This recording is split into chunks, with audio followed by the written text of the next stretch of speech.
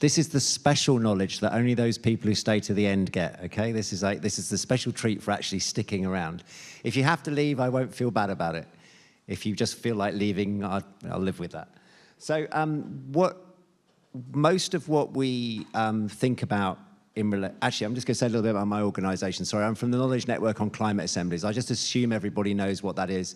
If you aren't a member, if you aren't part of the network, you really ought to join, not because it will make me happy, because it's just where we share information about emerging practice and best practice around assemblies, and we try and shape the future. So if you're not, there's no cost involved, there's no high expectations, but we'll keep you up to date. So my question is really the question that we've come across a couple of times, which is, what happens when the assembly is finished?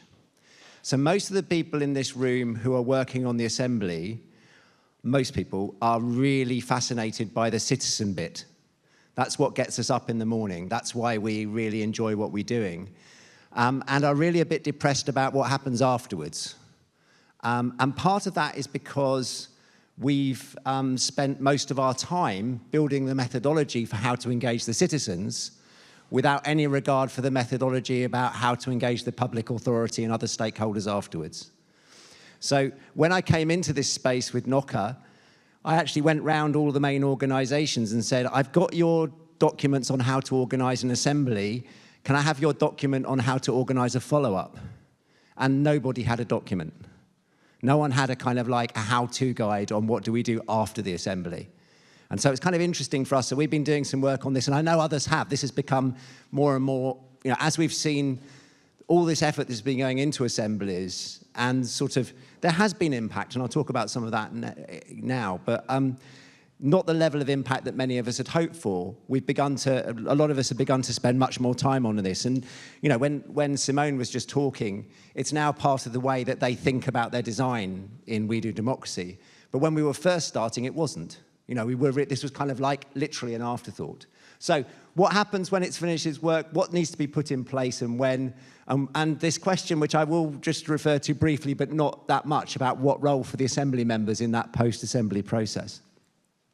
So I am going to talk in detail about a couple of cases, but actually I'm going to draw on learning that we've had from across climate assemblies around Europe, of which there's been around 200, which have been, which when you think about OECD talking about a deliberative wave of 800, and that's how many climate assemblies there have been, and most of those have happened in the last 5 years, you get a sense of what the intensity is here. And I think that's really important for us as well, not to beat ourselves up too much about this stuff, because we've only been doing this intensely for 5 years. And that's actually something we need to remember. This is still really, really early days. And we should be playing the long game on this and realize we're making mistakes, great, but let's learn from them. So what lessons can we draw? And I particularly want to focus on 3 cases throughout the talk. One is Ireland Citizens' Assembly, and I'll mention some stuff from the climate and biodiversity loss. I realise that there's is our colleague from Ireland still here? Where's he gone? No, the other one's gone. The other one who's doing his PhD on this is gone, which is really good. That's really helpful. Oh, so be back, okay. And Scotland's Climate Assembly, which Kelly's already mentioned, and then I'll talk a little bit about the permanent body in Brussels. And what I'm mainly talking about is government-commissioned assemblies. I'll have something to say at the end about climate assemblies commissioned by civil society. But what I'm talking about mostly in this, because most of the assemblies that have happened have been government-commissioned, I'm thinking about what's the role of government and other stakeholders afterwards. But we can equally reflect on this question as well, on the question of civil society. So what we've got is plenty of evidence that citizens can do the work that we will hope they can do. They can generate amazing recommendations. They can really think through this stuff, both at the level of vision and at the level of detailed recommendations. The problem is that it's too badly, or often too not well enough integrated within the public authority and relevant stakeholders. And I guess my question is why? Actually, why? Any thoughts on why it's so badly integrated? Just chuck out any thoughts you have. So I think this actually responds to something that was said over there, and also the operating logics point that was made. So at a sort of academic level, my standing back, I think we've got a clash of logics going on here. And so the first 2 logics, the logic of public governance, the logic of administration, and the logic of electoral politics. That's our democracy, and they already have trouble with each other. I mean, administration and elected members are in tension all the time, and sometimes one has advantage over the other, etc. There's a kind of, if you like, a tension within those and a tension between them. And that's our normal operating system for democracy. And then we're trying to add deliberative democracy into that, into this kind of already contested situation where there's already kind of tensions here. We're trying to put in a different way of doing politics into a system which is already in tension with itself. And so what a surprise that it doesn't land. So that's at the abstract level. And then I think there's some really simple things which people have said. And when I say we, those of us who have organised or designed these processes, don't have time or resources to think about what happens afterwards, because the political leadership has said, we want this delivered and we want it delivered now, and that's what we're spending our time on. We just simply do not consider what's happening afterwards. We often get and this goes back to the first talk, often the remit and the question that has been just don't relate to what the government is doing at that point in time. And so and someone mentioned it, there is a sort of a lack of connection between those two things. A very simple one. Sometimes the politicians actually had no intention of implementing it at all. There was no political will. There might have been political will at the point of the assembly happening, but there's no political will to follow up. And then finally, and it relates to the first one, we just don't prepare the public administration for what's coming. And I think this is what I want to spend most of my time just thinking about. In the same way that we design a citizens' assembly, we should be designing a follow-up. And we should be spending as much resources and as much of our time and as much of our energy on this as we do on the citizen engagement bit. I think one of the problems is a lot of the people in this room who have been talking to you, including myself, are not trained in administrative science. We're actually trained in participatory democracy. And so we don't really always know what goes on here. Kelly and I had a fantastic meeting with a follow-up of the two citizens' assemblies in Scotland, where we talked to the administrators about what happened, and we were sitting there going, really? Is that what you did? Really? You know, we sounded like a couple of idiots, really, going, is that what you do? No, really? And so I think actually that was really important for us, because we think we know how this black box of government works, but actually we don't. We don't understand its everyday logics. And I think our work looks a bit like this. We're not really sure what to do at the start. We're not sure that we can do that, but we really know how to do this bit. And so let's put all of our effort into this bit and not think about these others. And I think, you know, again, going back to Simone, when she was talking about deliberation, the deliberative process, she was saying the deliberative process is engaging with the commissioners. The deliberative process is engaging with them afterwards as well. And but we tend to think that we can just cut this bit out without thinking about these other bits. That's about as good as my slides get. That's about how good I am on PowerPoint.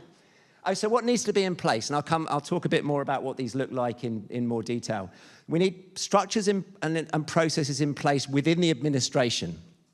We need structures and processes in place to monitor what the administration is doing. And we need to think very carefully about what the role of different actors are at different points in the process. Their role during the assembly is different to their role after the assembly.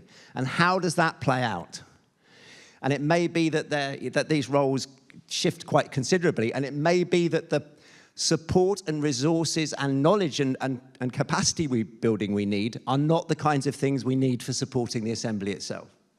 We may be moving into a very different type of politics. So I just want to talk a little bit about Ireland's Citizens' Assembly, just as our friend comes back. That's so annoying. I thought I could get away with talking about this before you left. So I'm going to do a very, very simplified view as to why I think the Irish Assembly process works pretty well compared to others. The first is that I actually am missing something, which is that the coalition government agrees that it's going to run 2 or 3 assemblies during its term. Government asks Parliament to establish the terms of reference for that, which says there will be an assembly, it will have this many people, it will last this long, and then there'll be a process it goes through. And importantly, those terms of reference, now, not originally, but now have a very clear route about what you do. The actual assembly is really led from the core executive. What I mean by that is it's led from the Prime Minister's office, from what I would call in the UK Cabinet Office. I think, is it called the Prime Minister's Office? Or? Yeah, okay. Yeah, and the staff, really quite senior staff in that office, are seconded to actually run the process. They act as a secretariat, they hire the delivery organisation, they put all the process, they do all of the running around. The only thing they don't do is actually sit on the tables, basically. And one thing I've missed, they also appoint an independent chair, which is really important. The assembly happens, and then it doesn't go back to government. It goes into Parliament, where they have a joint committee of both houses of Parliament across all political parties, where they respond to the Assembly report. And the government receives the original report from the Assembly alongside the report from the Parliamentary Committee. Now, this is a moment when lobby groups can actually have an impact, and they definitely did around climate change. The farming lobby was really able to lobby against the greenhouse gas emissions for farming, and that was lost in that process, that particular very challenging proposal. But actually, typically, most of the proposals are supported by Parliament. It goes back to the core executive, and this is really important. It goes back to the centre of government, not to the department that's responsible, back to the government. And the Cabinet Office is responsible for overseeing what the rest of government now does. So it isn't resting in it never goes to, the only time it really goes to a department is at this point when the centre of government is saying, what are you going to do about it? And the Prime Minister's really interested, which is really, really helpful. So I think this is a really interesting example of one thing we found is some of the most impactful climate assemblies, both at national level and local level, are where you've got the core executive, where the power is. And I'll come back to this again, some of the failures are because these are run by ministries or departments who don't then have any influence over the rest of government. This is an example where it's run from the centre of government. And the second example, which I'm going to I mention, is Scotland. And I think I'm mentioning Scotland not because of the impact it's had, but because of some of the sophisticated things it did. And I think one of the reasons that Scotland suffered was because it was a project primarily driven by Parliament, with government kind of saying, well, we're not, it was a project from Parliament, but then it was a project led by the Climate Division. And it never really had that core executive support. It never really had the SNP, the whole of government, saying, this is what we're going to deliver on. It was always the project of, although it was an important project and an amazing project, politically it was a bit of a side project. I think it's been really important, but it hasn't been as important as what happens in Ireland. But what they did in Scotland, which I really like, is, they created this really good stakeholder body, which was political party representatives and civil society representatives and deliberative democracy practitioners. And that was really important. They had a couple of people in there who knew about deliberative processes, who were able to explain to the rest of the stakeholders that what they were being told wasn't mad. So they had a really, really good academic called Oliver Escobar, who's been mentioned, who was actually able to explain to stakeholders that when Kelly says something, she's not mad, that actually this is exactly what we do elsewhere, and, she is mad, but don't worry about it. And you also had, again, kind of seconded civil servants who were the secretariat. So you kind of had it already sort of embedded within government. Before the Assembly, they spent a lot of time engaging politicians and other members of the administration who they thought might be affected by the Assembly. So they did a lot of kind of awareness raising and capacity building with it across the government to say, this is happening, and it's probably a recommendation will land on your desk. So they did a lot of pre-work. And they also, importantly, before the Assembly started, identified who was going to be delivering on it, who was responsible for leading delivery. So those people were in place. They didn't. This is the delivery team afterwards, sorry, not the delivery team of the Assembly. I should have used a different word. We often call it a sponsoring team, but I thought that was confusing. But now I've confused you here. This is the delivery afterwards. So they were not delivering the Assembly, but they knew they were going to have to lead the process afterwards. So they were in place beforehand, which meant they could follow what the Assembly was doing. And they could actually start telling departments, we think things might come your way. After the Assembly, so the Assembly happens here, this delivery team coordinated the response. There was a promise by government to respond within 6 months, or Parliament had said government needs to respond within 6 months. I didn't mention that, I'm sorry. And then the governance bodies stayed in place. The Secretariat was in place for another 9 months. The stewarding group stayed in place. And what they'd say is, the Secretariat said, is we became the civil service for the members. We actually train the members in what it's like to go and talk to a politician. In the same way a politician goes into a meeting briefed by their staff, the Assembly members could go into meetings being briefed by the Secretariat, who were themselves civil servants who knew what it was going to be like. So they knew what to ask, you know, they knew how to deal with politicians and senior civil servants. And I think this governance staying in place was really important. The government then published its response, and then 6, 7, 8 months, 8 months, was it, Kelly? 8 months, roughly? Something like that. The Assembly reconvened to review what the government had said. Doesn't this look fantastic? Absolutely fantastic. At this point, though, no one had thought, what do we do after that? All of that work to get to here, and then the delivery team, this was no longer responsible, so it was now up to others to integrate it. They got stakeholders to sign a civic charter, but everyone went, damn, we've done all this fantastic work because we've seen what hasn't worked before, but we've only done it for 6 months. But it was a real, I mean, I just think what they did was amazing, but there was a kind of a problem. There was a cliff. They didn't fall off their cliff at the Assembly. They fell off their cliff 6 or 8 months later. So again, this is long-term planning, but they did some really, really good work. So what I take from that is Ireland works because they get whole system buy-in. They get buy-in from Parliament, they get buy-in from the core executive. And there is a defined role for Parliament, there's a defined role for the core executive, and it's being driven from the centre of power. That's a really hard thing to achieve sometimes. In Scotland, what they did really well, they integrated different interests, they prepared the administration, they defined the response time for government. They said government must respond. Interesting, in Ireland, they say the government must respond, but they don't say when. And they actually had a very distinct role for Assembly members supported by the Secretariat and governance bodies. In Ireland, they have no role for the members.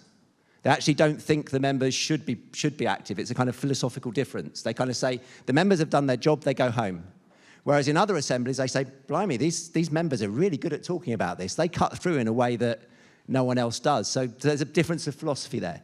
But I think Scotland lacked the sustained support across government, and sadly, because of Corona, the Assembly happened a year later, about a year after it should have done, which meant it was out of sync with the policy cycle. So it's a great process, but the policy cycle had already kind of gone off. It was somewhere else. So I just want to ask this quick question, I guess. Is there a role for Assembly members? Because I've presented 2 examples, and they have a very different philosophy. I think there probably is, because the voice of members cuts through in a way that the voice of politicians and civil servants and activists doesn't. They have a freshness about them. They have an authenticity about them that other actors in the system don't. And when confronted by a citizen who's been through this process, politicians actually don't really know what to do. They find it really uncomfortable because they actually got this kind of like person these people who have actually been through a process like this. So I think they are really good advocates for their recommendations. And in some places, we've seen associations emerge. We mentioned, if you went to the workshop with Laura, she talked about the Austrian Assembly, but Austrian Association in France and Spain. But, and this is a really important but, if you create an association afterwards, you've just spent all this time facilitating this group of people to make sure they're inclusive and that they're empowered. And then you get them to self-organize without providing any resources. What a surprise. The retired people who have got time dominate, and the single parents who've got to do all the school runs have no time. Suddenly, all the old dynamics of politics reassert themselves. So if you are going to do this work, if you want members to be in place, we need to be supporting them. We need to support them so they know how to self-organize. We need to support them so they are aware of inequality and disempowerment. And I think there's some really interesting questions about who should provide that. Is it something we should expect as part of projects that administrations support to provide or not? And then, as I said, who funds this, who organises it? And I know in Denmark, an organisation which is obviously, actually I'm on film, so I won't say anything about it, another organisation in Denmark called Democracy X, they've actually integrated democracy, the Danish Board of Technology, with a community organising organisation. And so they're starting to think, how do we use community organising principles after a climate assembly? I think that's really interesting. I think that's a really interesting way to go. But again, this is all really new, and none of us are really quite sure where this is going. So I just wanted to take you one step forward, because I think I'm about to do a talk for KNOCA, which is kind of like where we see various trends. And I think there's a couple of really interesting trends. One is the trend that civil society organisations are running assemblies, and we can talk about the pros and cons. I know there are you should have used that one as a splitting people, actually. Should civil society organisations be allowed to run assemblies? Because that would have got a lovely split in the room, I'm sure. But the other thing that's happening is the move towards more permanent assemblies. And Copenhagen is a quasi-permanent. I mean, it's there for a long period of time. But in Brussels and in Milan, they've actually now got permanent assemblies which work on an annual basis. On climate. And in Ostbelgien and in Paris, they have permanent assemblies which work on general issues, but these are climate ones. And what's really interesting about that is, none of us expect an assembly can solve the climate and ecological crisis in one go. None of us. I mean, you'd be mad if you were in that position. In fact, if you're in that position, leave the room. But so we need a process that actually can sit alongside the evolving nature of the climate crisis. That's one reading of it. And also what this means is that, this is his point about administration, administrations get used to the idea that they're getting this input on a regular basis.